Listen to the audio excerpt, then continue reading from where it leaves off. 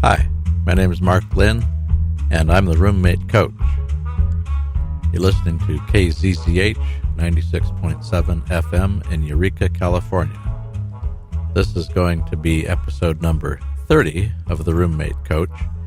I haven't really given it a title, but it's going to be primarily the second half of the interview I did a while back. It's actually been a couple months now.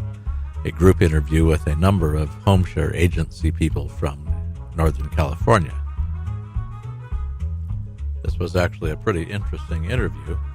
The various agency people talked about some of the things they were dealing with in their areas regarding home sharing. And of course, in the Bay Area, it's all about the amazingly high and getting higher every day cost of housing and difficulty in finding it. So all of this just makes the home sharing alternative that much more attractive, at least for some people. So I'll complete my introduction here. As I said, this is KZZH 96.7 FM in Eureka, California. KZZH has been brought to the air here in Eureka by Access Humboldt. You could reach them at accesshumboldt.net. You could leave feedback for me for the Roommate Coach at theroommatecoach.com using the contact link on the homepage, or you could use a voicemail system 24/7 at area 707-362-8000. That's 707-362-8000. Also, the motto here at the Roommate Coach is World Peace, one roommate at a time. Oh, and one other minor detail involving the name of the show. I've been calling myself the Roommate Coach. In fact, I even have a trademark for that because I like the phrase. But recently I've been thinking in terms of housemate in addition to roommate because I've gotten more involved with home sharing. And in a situation like that, you're actually sharing, or at least hopefully you're sharing the entire house rather than just a room. So that seems like kind of a minor detail, but it might actually be significant at some point. For the time being, though, I will keep the show name the same, the Roommate Coach.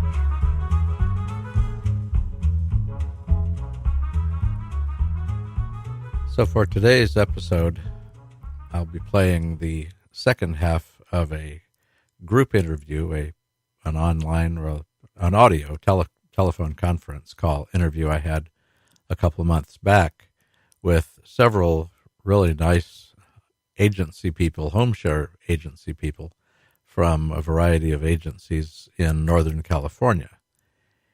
And if you would like to listen to the first half, that was episode 29, you can listen to that or any other episode for that matter of the Roommate Coach on theroommatecoach.com. If you go to the radio link, there's a radio heading on the top menu there, and all the prior shows are available as YouTube, basically YouTube audio, you might say. And the most recent one before today is episode 29, and that's the first half of the interview that I'll be playing here in a couple of minutes.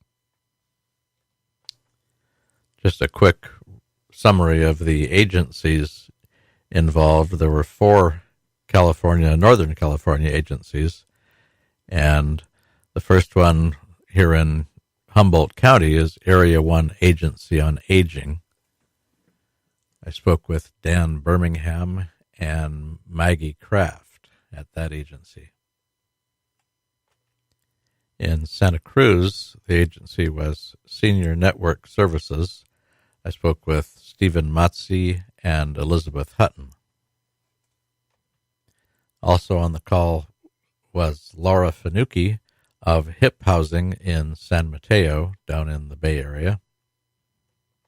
And the fourth agency on the call, represented by Tracy Powell, was the Episcopal Senior Communities, which is responsible for 7, I believe, agencies, counties rather, in the more or less in the Bay Area, including Marin County and Contra Costa County, along with several others.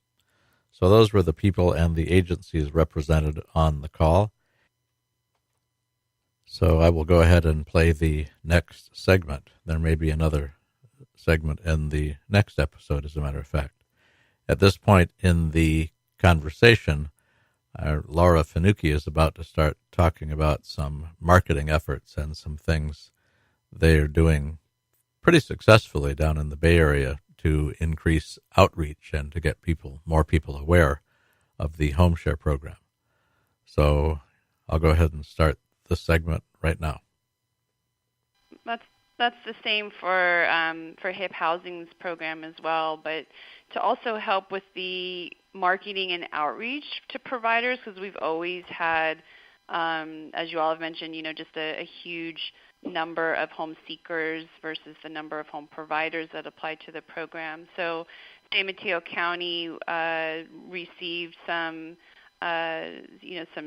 sales tax initiative and had some special funding that we applied for, and were able to get a fairly sizable grant to create a specific outreach person through our organization who could do targeted marketing to that potential provider base, and to also implement some larger scale marketing activities that we had never been able to do before, like bigger scale, electronic billboards, bus shelter ads, ads up in the shopping malls, targeted postcard mailings, water bill inserts. Wow. I mean, just some really larger scale activities that, as we've done the campaign now for almost 2 years, we really have seen the growth in the number of home providers applying to the program. And so now our ratio is really almost like 3 home seekers to every home provider, where at one time it was 10 to 1. So, the marketing and outreach component is, it's just a huge factor in trying to reach that potential provider population. But our county also recognized that, this in our area, very housing challenged, landlord's market, we may have to incentivize potential home providers to use our program. So they offered some funding to us to provide a $250 thank you incentive. Thank you for renting to Hip Housing's home sharing clients, which we give to home providers 90 days after they match with the home seeker. So wow. I think it really has helped, the combination of the marketing campaign and the monetary incentive to really help to bring in the home providers. We usually get about 20 to 40 calls per month from interested parties that are wanting to rent out their rooms. That's great. So that's really amazing, Laura, and I'm so happy to hear that you all are getting that support from your local funding. Yeah. I would say, God, I just lost my thought. Never mind. I'll come back to it. Okay. Yeah. Thank you, Stephen. Thank you, Laura. That's fascinating. That $250. That's a one-time payment, right? Just kind of a. It's a one-time payment, right? Okay. And some home providers actually decide to donate it back to the organization to use for somebody else. And so, it's been kind of an interesting opportunity. And most home providers obviously can really use the $250. I mean, about over 50% of our home providers are seniors, so the extra income really does make a huge difference. But some are just willing to let it go or to even donate it for somebody else. Jeez. My thought came back to me real quickly because of the nature, and I know this is likely common, especially for San Mateo, the Bay Area, as far as rents are concerned. But what we're finding down here as well is that even trying to rent a room, some of the home providers want more than we would like them to take. So we try to keep our, if it's a straight rent exchange, no more than 800 maximum maybe per month. And rooms in Santa Cruz County, if you look on Craigslist or any other source of rentals, you'll find rooms going easily for $1,000 or more.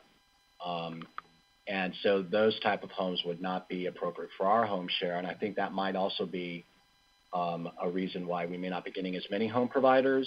However, when we do, I will tell you, we've had some great success recently with several matches where the home provider was really just being mindful of the challenges on living on a fixed income for another senior and are willing to lowball the rent. And then putting the service exchange, dropping that rent, significantly for somebody if the seeker is able to do, those activities that can just help the home provider stay in their home as long as possible, of keeping in mind that they need to be aging in place, really has been beneficial to the success of our recent home shares. But yeah, room rents are crazy down here in Santa Cruz. So people like to jump on board sometimes when they see I can get this for that. And we really have to appeal to their, I guess, sense of humanity as opposed to their sense of monetary gain. Yeah.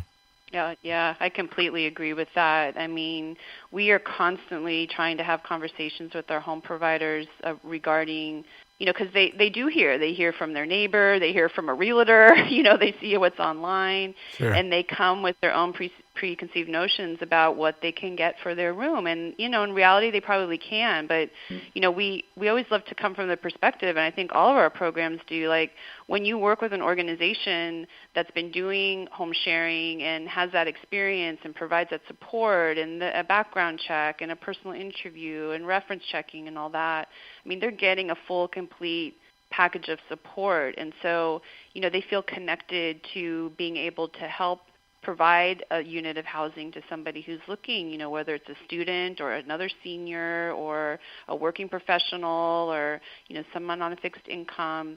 And, we're always trying to let them know, this is the range of what our seekers can pay. And, we'll start at that rent, but, you may not get referrals, and we're going to have to start taking a look at, some other clients that are in, this particular range. And after a period of time, they finally get it. Like they start to come down. So there's a certain, it's almost like anything else, there's a certain amount of bidding, you might say, that winds up taking place. Well, that makes sense. I mean, it's a transaction. And, right, yeah. And that's been our experience as well, Laura. Mm-hmm. From my perspective as the guy who's hoping to help solve whatever problems come up,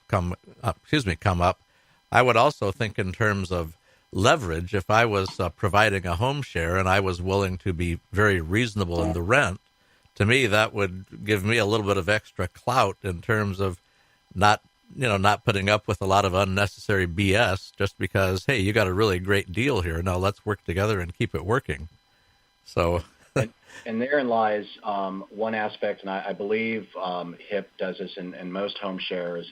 We offer mediation services if necessary. So if challenges arise within the home during the course of the relationship that seem resolvable, but they just can't seem to come together on the same page, then we go out, we sit down as adults, and we try and hash it out. And sometimes the relationship is saved. Sometimes, irreconcilable differences happen. Yeah. But offering that and letting the home providers, we really try to pitch to the home provider, like Laura was saying about the total package. If you are looking for a renter on Craigslist or another avenue, you're not getting background checked and fingerprinted and interviewed and mediation services. And so, like Laura said, it's the complete package that really, I think, sells the providers that we do get. And we're a part of that process during the entire home share relationship. We stay very active at the beginning, and then as we see things stabilize, then we back out a little bit and let them have their life. But they know that they can always reach out to us. So you don't get that, with just going on the internet and trying to find someone to move in with you. Yeah. Are there any statistics or at least anecdotal? I mean, do you have any? Is there a pretty high success rate given all the things that you just described?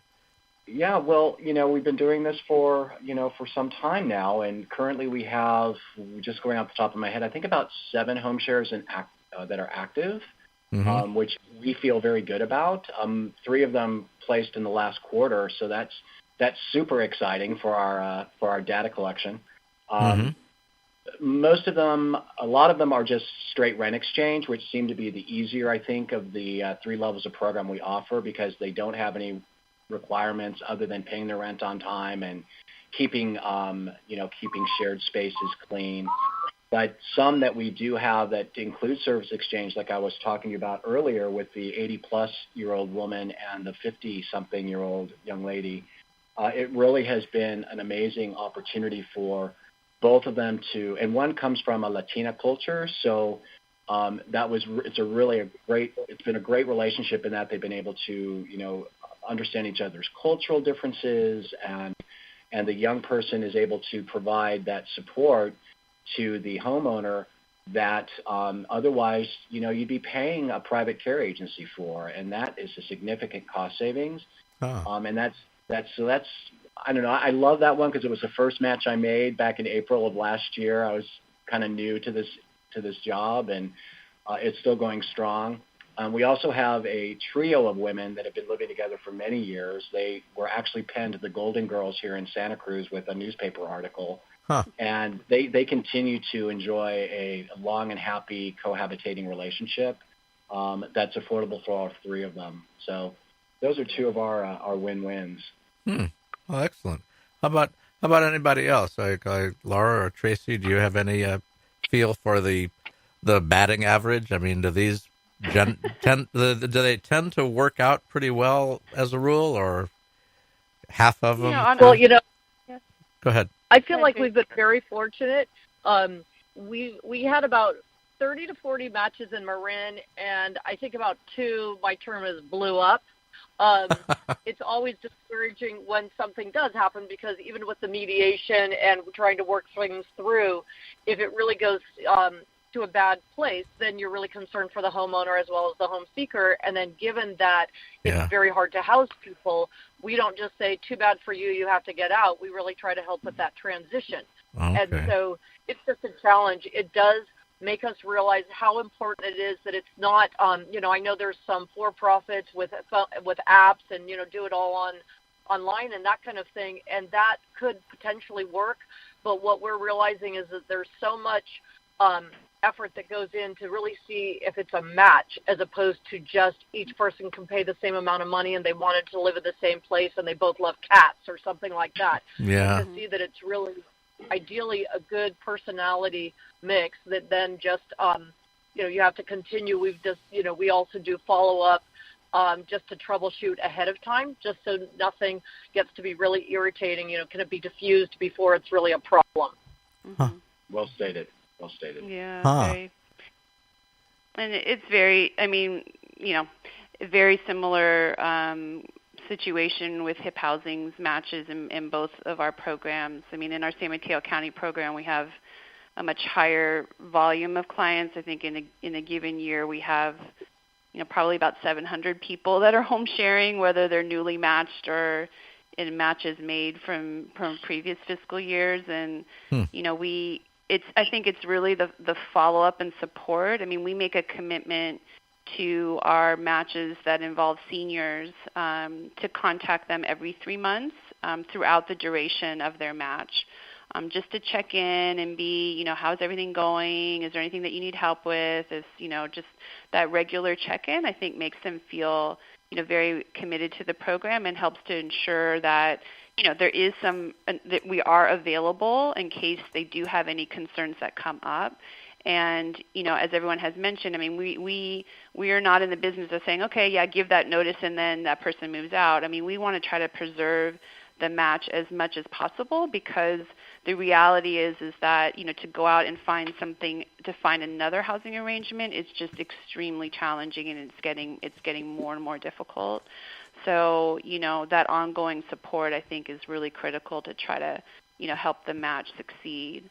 Absolutely. I would 100% agree with that. And I just have to say, from a personal perspective, that 700 figure that you rolled out makes me super jealous. There is such a great need in our county for affordable housing, and yet our local legislators, they talk about the homelessness issue a lot. It gets a lot of airplay and front page headlines. And we've been doing this program for so long, but we have to practically beg to get any kind of money into this program to be as a supplement to the solution, right? It's not the complete solution, but it sure could be part of it. And, oh, yeah, definitely. And that's, the nature of politics, I suppose, and I don't want to get on my soapbox about that. But I will say, we've had, a couple in my experience that have, as was said earlier, kind of blow up, and that, that happens.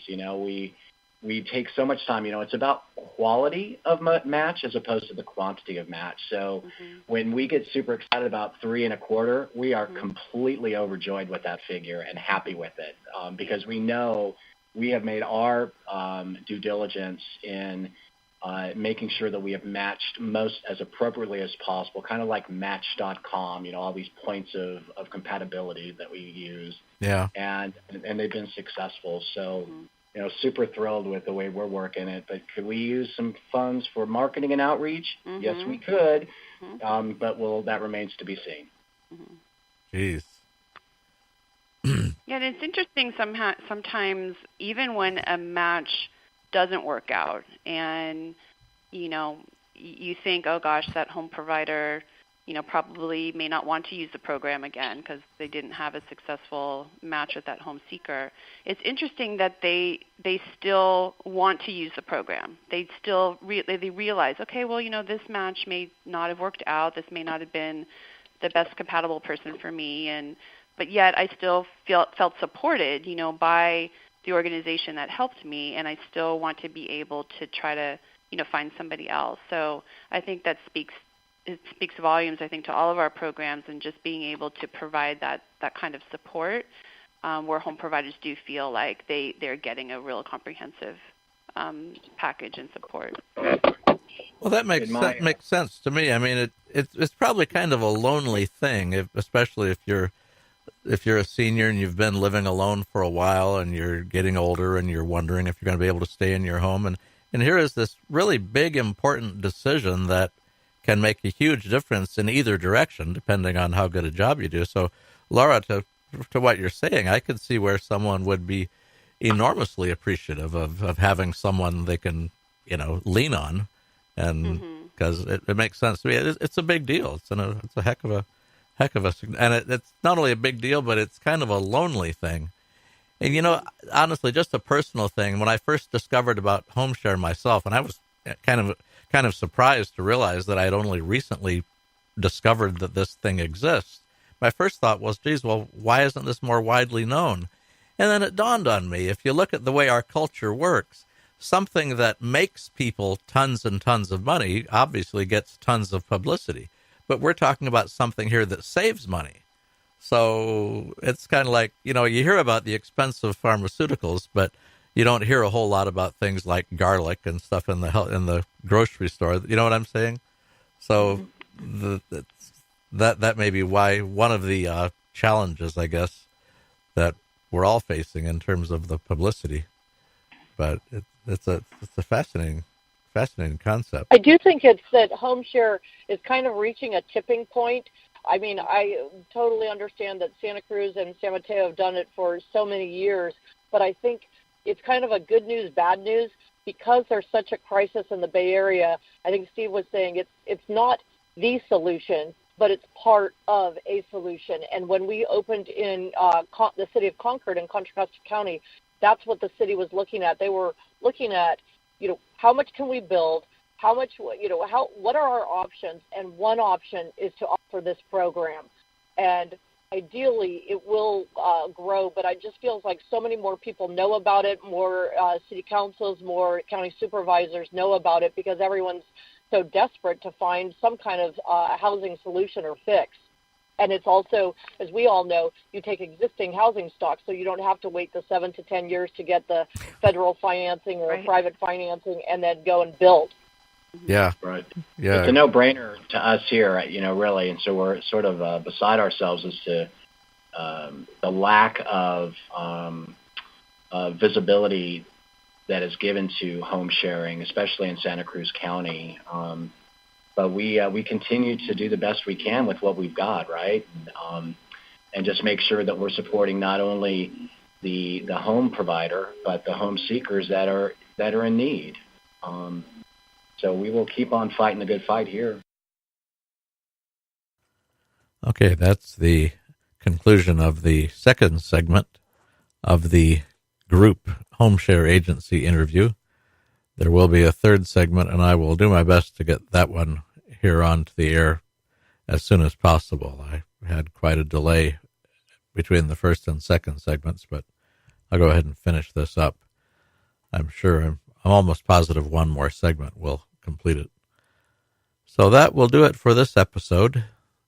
This has been episode number 30 of The Roommate Coach, and the title, or at least the subject, has been the second portion of the group interview, the nice group Homeshare Agency interview with 4 agencies in Northern California, including the local agency, Area 1 Agency on Aging, which has recently launched the local homeshare program called The Nest. If you live here in Humboldt County and you'd like more information on the local home sharing program, you can contact Dan Birmingham at the Area 1 Agency on Aging. You could call him at 707-442-3763 or email him at seniorinfo@a1aa.org.